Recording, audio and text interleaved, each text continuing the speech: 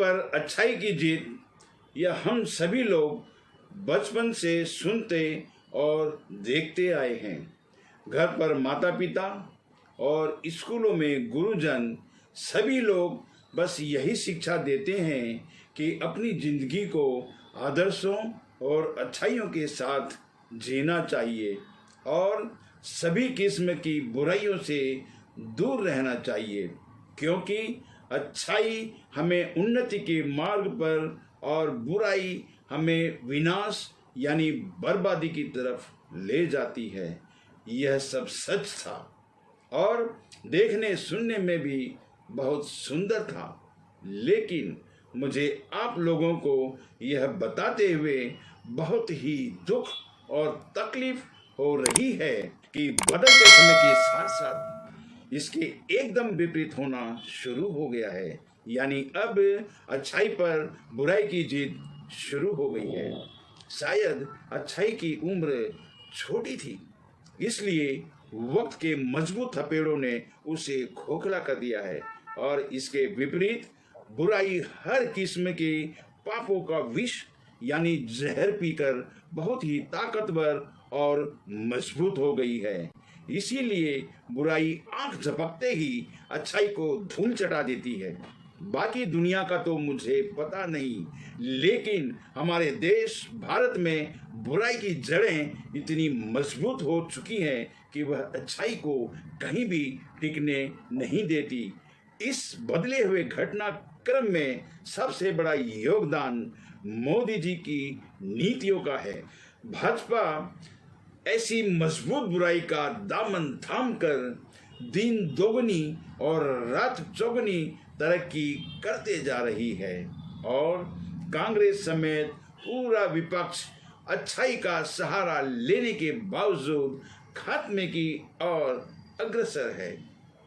अच्छाई का दमन यानी खात्मा और बुराई को प्रोत्साहन यानी बढ़ावा, भाजपा इस गंदी राजनीति के खेल को बहुत ही कुशलता और खूबसूरती से अंजाम दे रही है।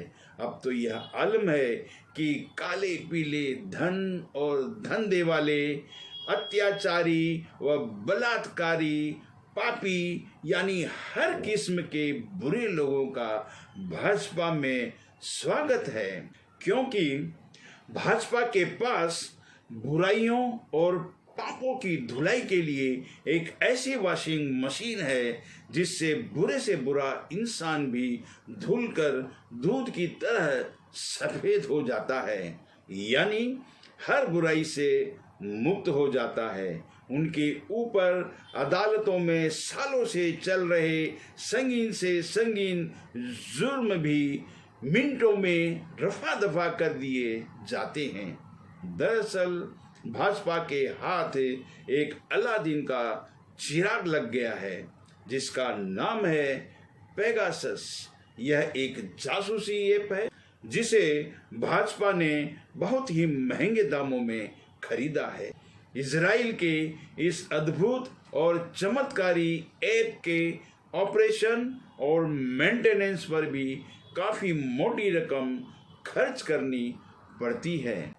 यह जासूसी ऐप पक्ष विपक्ष के राजनेताओं, सेना, न्यायपालिका, सरकारी संस्थानों के जिम्मेदार अधिकारी, उद्योगपतियों, पत्रकारों और हर उस इंसान की सारी व्यक्तिगत महत्वपूर्ण जानकारी हासिल करने के लिए इस्तेमाल होता है, जिससे भाजपा को उसे ब्लैकमेल करके अपना काम साधना होता है और या उससे होने वाले अनसकित खतरे से खुद को बचाना होता है। महाराष्ट्र में हुए सत्ता परिवर्तन का घटनाक्रम इसकी बेहतरीन मिसाल है। भाजपा की हरकतों से अब तो यह साफ हो गया है कि वह गुजरात की तर्ज पर मुसलमानों का कोई बहुत बड़ा नुकसान करना चाहती है, क्योंकि भाजपा ने जब देखा कि हिंदू के द्वारा किसी मुसलमान की हत्या से दंगा नहीं भड़क रहा है और ना तो पूरा हिंदू समाज मुसलमानों के खिलाफ खड़ा हो रहा है और न ही भाजपा के समर्थन में आगे आ पा रहा है। इन नाकामियों से परेशान होकर मुसलमान चेहरों को इस्तेमाल करने का प्लान किया गया है, क्योंकि जब कोई मुसलमान किसी हिंदू की हत्या करेगा तो उससे भाजपा को हिंदू समाज के समर्थन व हमदर्दी की मिलने की पूरी उम्मीद है और इसी को बेस बनाकर भाजपा हिंदू समाज को हिंदुत्व खतरे में है का हवा बताकर डराती रहती है और हिंदुत्व की रक्षा सिर्फ भाजपा ही कर सकती है, ऐसा लॉलीपॉप देकर उनको अपने समर्थन में लाने की कोशिश करती रहती है।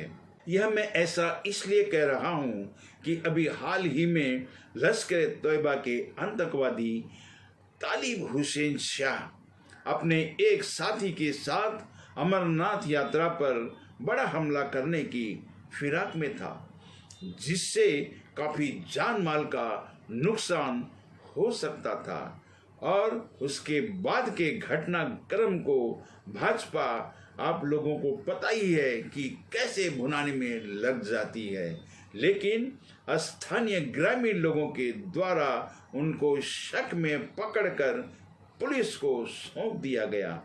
छानबीन के बाद पता चला कि तालिब हुसैन शाह तो जम्मू क्षेत्र में भाजपा का बड़ा पदाधिकारी था और राजस्थान के उदयपुर में कन्हैया लाल की गर्दन काटकर निर्मम हत्या करके सनसनी फैलाने वाला रियाज भी भाजपा का सक्रिय सदस्य था। मैं यहाँ पर आप लोगों को एक बात बताना चाहता हूँ कि बेकसूर मुसलमानों के जान माल का नुकसान पहुंचाकर उनके घरों पर बुलडोजर चलवाकर और जेलों में बिना सुनवाई के बेकसूर लोगों को डलवाकर मुसलमानों को इतना डरा दिया गया है कि किसी का कत्ल करना तो बहुत दूर की बात है, अरे वे लोग तो शांतिपूर्वक अपने ऊपर हुए जुल्मों के खिलाफ प्रोटेस्ट भी नहीं कर सकते। प्रधानमंत्री और गृह मंत्री समेत पूरी भाजपा सरकार की यह नैतिक जिम्मेदारी बनती है कि देश के माहौल को सौहार्दपूर्ण व भाईचारे वाला रखे, लेकिन भाजपा के नेतागण उनकी आईटी सेल और गोदी मीडिया के द्वारा ही समाज और देश में जहर फैलाने का काम हो रहा है।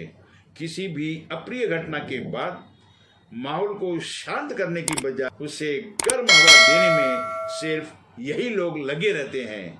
गोदी मीडिया के पत्रकारों रोहित रंजन और अमन चोपड़ा को फेक न्यूज के जरिए धार्मिक भावना को भड़काने का आरोप होते हुए भी भाजपा द्वारा उनका बचाव करना, इसके विपरीत भाजपा के नेताओं उसकी आईटी सेल और गोदी मीडिया के नफरती फेक वीडियोस न्यूज़ की असलियत सबके सामने लाकर मोहम्मद जुबैर द्वारा समाज में फैलती नफरत को कम करने की कोशिश में उनको गिरफ्तार करना, यह सारे प्रकरण हमें चीख चीख कर भाजपा की गंदी सोच और राजनीति को उजागर करते हैं।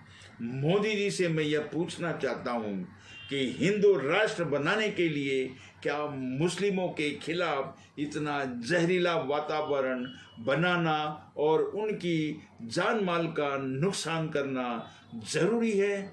यह सब हिंदू धर्म समेत सभी धर्म या इंसानियत के तकाजे से भी कतई सही नहीं है। कोई भी धर्म कभी किसी से हमको नफरत करना नहीं सिखाता और न ही किसी का नुकसान करने को कहता है। मोदी जी, आप यह कैसा हिंदू राष्ट्र बनाना चाहते हैं? क्या उसमें मोहब्बत करना, भाईचारे से रहना, ईमानदारी व सच्चाई से रहना और अच्छाइयों व आदर्शों का पालन करना सब जुर्म कहलाएगा और ऐसे लोगों को सजा का प्रावधान होगा? और इसके विपरीत नफरत करना, बेईमानी, काला बाजारी करना, व झूठ फैलाना और अत्याचार करना, सारी किस्म की बुराइयों के पालन करने को अच्छा माना जाएगा और ऐसे लोगों को इनाम का प्रावधान होगा।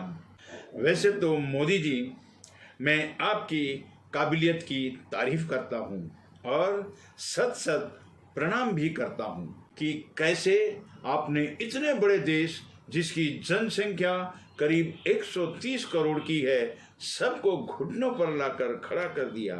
किसी की भी मजाल नहीं है कि आपको के खिलाफ छू भी कर सके। बड़े बड़े महारथियों को नतमस्तक कर दिया।